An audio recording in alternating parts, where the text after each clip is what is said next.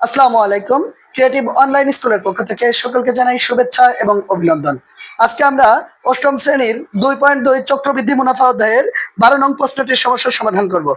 এখানে বলা হয়েছে এক ব্যক্তি একটি ঋণদান সংস্থা থেকে ঋণ নেয় এবং সেইখানে চক্রবৃদ্ধি সুদের হার হচ্ছে 8% এবং ওই ব্যক্তি ঋণ নেয় হচ্ছে 5,000 টাকা, কিন্তু ওই ব্যক্তি প্রত্যেক বছর 2,000 টাকা করে পরিশোধ করেন।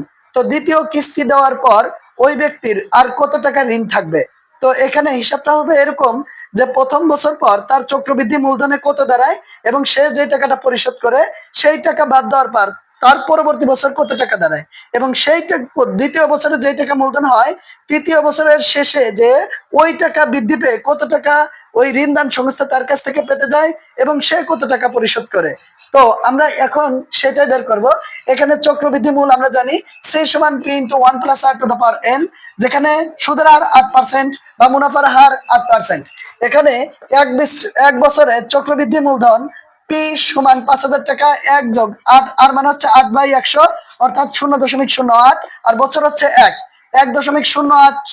এটা এক, যেহেতু সূচক 1 আছে তাই আমরা একবার গুণ করব, অর্থাৎ 5,000 গুণ 1.08 অর্থাৎ 5,400 টাকা।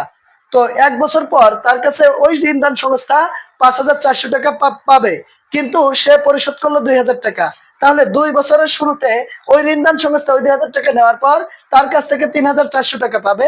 যখন দ্বিতীয় বছরে ওই ঋণদান সংস্থা হিসাবটা শুরু করবে তখন এই 3,400 টাকা সে মূলধন ধরবে, অর্থাৎ আবার 3,400 টাকায় এক বছরের চক্রবৃদ্ধি মূল C1 P ইন্টু 1+r⁴n, অর্থাৎ পি এর জায়গায় হবে 3,400 টাকা, 1 যোগ 0.08 তার পাওয়ার হবে 1, আর 34-এর সাথে 1.08 গুণ করলে 3672 টাকা হবে।